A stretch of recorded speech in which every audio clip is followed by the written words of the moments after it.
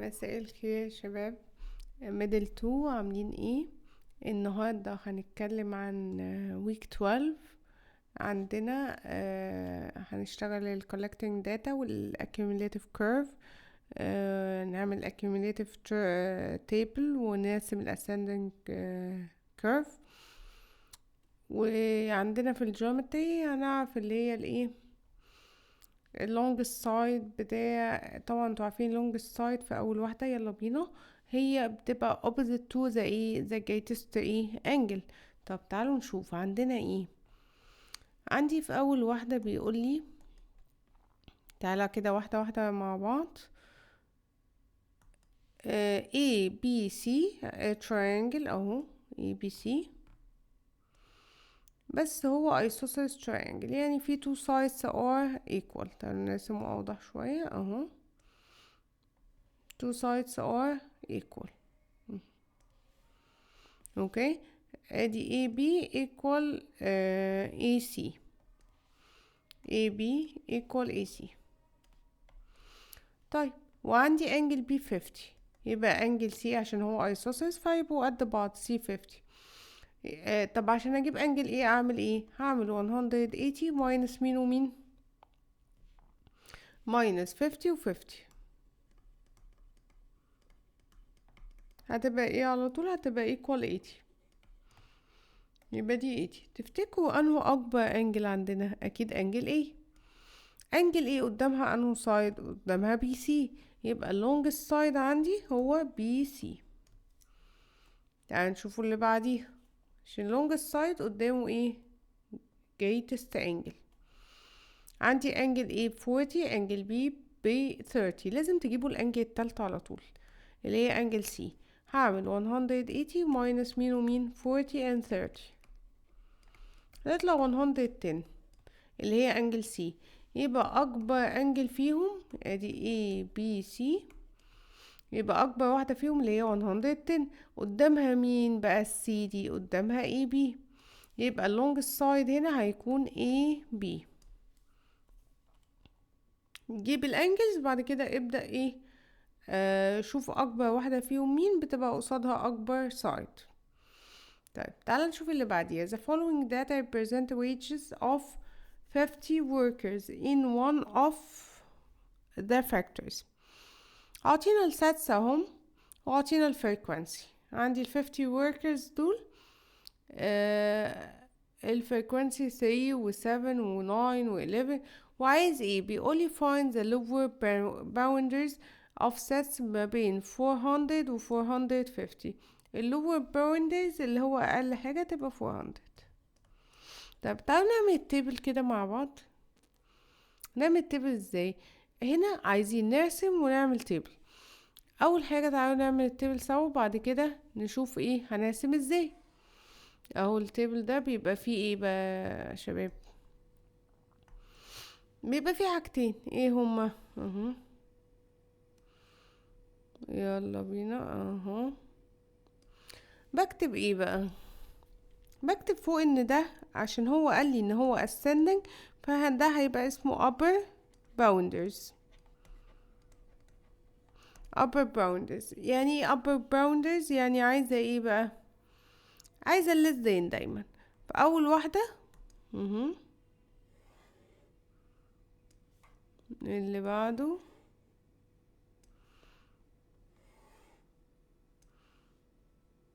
بعمل تيبل اهو وهنبدأ نشتغل. اول واحدة less than 300، عايزة اللي اقل من 300. في حد اقل بياخد اقل من 300؟ مفيش. less than 300 هيبقى زيرو، مفيش هنا الفريكوانسي، يبقى زيرو مفيش حاجة. طيب اللي اقل من 350، اللي اقل من 350 اللي بياخدوا 350 هما 7. اللي اقل من كده بيبقوا 3، يبقى less than 350. اللي اقل من 350 كم واحد بياخد اقل من 350؟ هما 3. طيب اللي بياخدوا اقل من 400 less than 400. اللي اقل من 400 مش ال7 بس، كل دول بياخدوا اقل من 400. ال7 وال3 يبقوا 10. اللي بعده اللي اقل من ايه؟ اللي اقل من تعالوا نعمل لاين تاني اهو.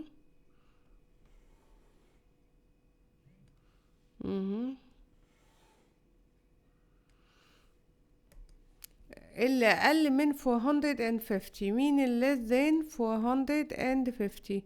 اللي اقل من 450 مش ال9 بس، ال9 وكل ده، كل دول بياخدوا اقل من 450. ما دي الويجز مثلا، ودي النمبر اوف workers. كم واحد بياخد 300؟ هما 3. طب كم واحد بياخد اقل من 450؟ كل دول بياخدوا اقل من 450. ال3 وال7 وال9 هعملهم كلهم بلس، هيبقوا كام؟ هيبقوا 19. طيب اللي بعده اقل من less than 500. اقل من 500 مين؟ كل ده يزود عليهم مين؟ ال11. هيبقى 11 بلس ايه؟ 19 هتبقى 30. طيب اللي بعده اقل من 550 less than 550. هزود عليهم مين؟ هزود ال9 يبقى هتبقى 39. بعدين less than اللي بعده مين؟ اللي اقل من 600. اللي اقل من 600 مين بقى؟ كل دول وازود عليهم 7 يبقى هتبقى 46. اخر واحدة بزود على 600 بتبقى ايه؟ كل ما بتزيد 50 يبقى 650. يبقى less than 650. اللي اقل من 650 محدش بياخد اصلا حاجة. 650 يبقى كله زود عليهم الفور فهتبقى 50. لازم ينتهي بالايه؟ بالتوتال. لو ما انتهاش بالتوتال يبقى انت بتعمل حاجة غلط.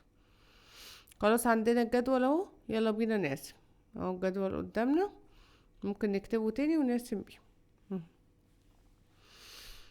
هنقسم ازاي بقى؟ بص عندك هنا ايه بقى. تعال نكتب الجدول تاني سريعا بعد كده ايه عشان نعرف نقسم. نقول الجدول تاني اهو.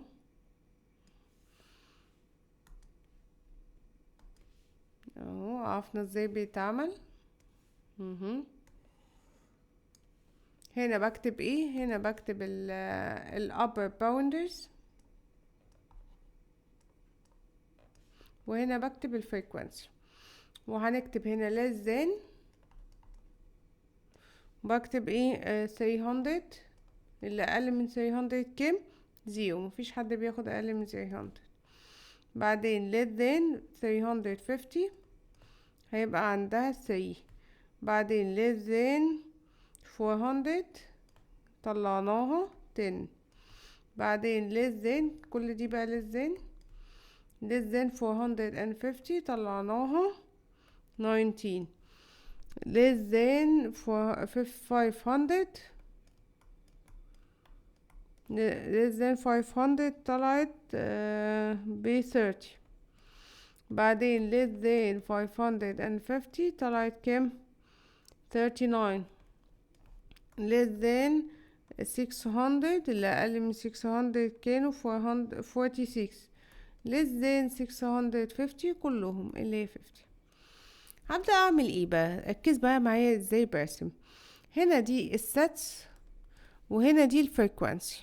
هقسمهم ازاي؟ هكتب اللي هما ال upper boundaries زي ما هما اهم. يعني هنا 300 مثلا 350. بعدين 400 450.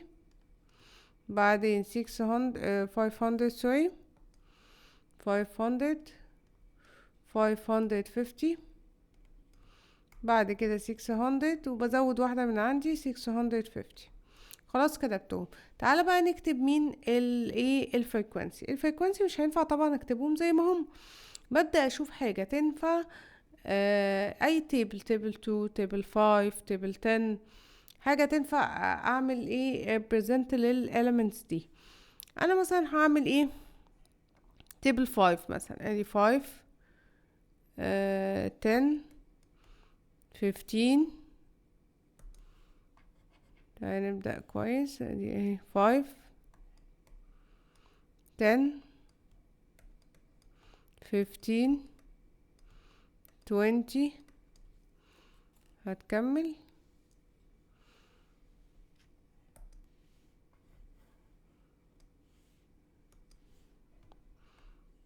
5 10 مش هتكمل 15 20 25 30 35 40 45 50. ممكن تعملها تيبل 10 عادي براحتك، اي حاجة، ممكن 10 ممكن 5. تعالوا بقى نشوف. اللي عندنا say 100 هتبقى 0، هعمل دوت هنا 0. طيب say 150 هطلع عند السي، اهي هنا السي. 400 هطلع لحد 10، اهي لحد 10 اهي دوت. 450 لحد 19 قبل 20 بداش. 500 هطلع عند 30، فين 30 اهي 30. 550 عند 39 قبل 40 بداش واحدة. 600 عند 46، 46 يعني بعد 45 بداش. 650 عند 50 بالظبط، وببدأ اوصلهم كده اهو بايديا عادي جدا.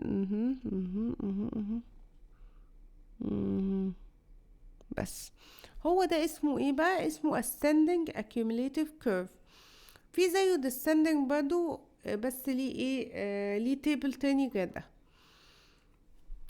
وبس كده خلصنا كده اول جو. اوكي، يا رب تكونوا استوعبتوا ازاي بنحسب ال ascending accumulative curve او ascending accumulative frequency table ازاي نعمله.